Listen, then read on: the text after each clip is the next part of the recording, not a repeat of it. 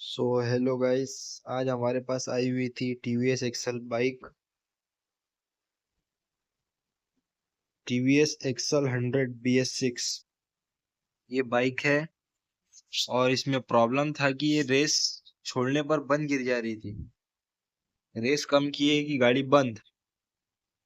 आप देख सकते हैं एक्सल 100 BS6 बाइक है। एक्सीलेटर छोड़े कि गाड़ी बंद, खट करके आवाज आ रही थी और गाड़ी बंद पड़ रही थी।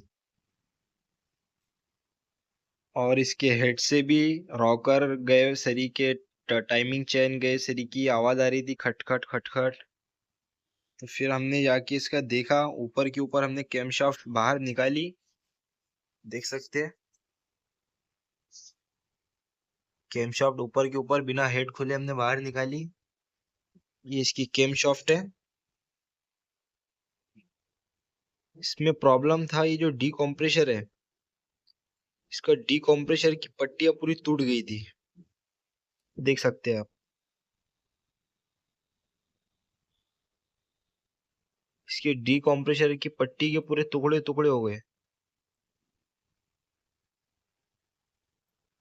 ये डी कॉम्प्रेसर की पट्टी यहाँ पे लगी हुई रहती है, इसी आपने देखी होंगी, यहाँ पे ऐसी काम करती है वो।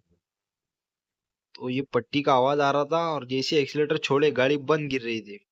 तो इसमें हमको ये प्रॉब्लम मिला। बाकी तो सब कुछ करके देख लिया हमने, कुछ ऐसा मिला नहीं।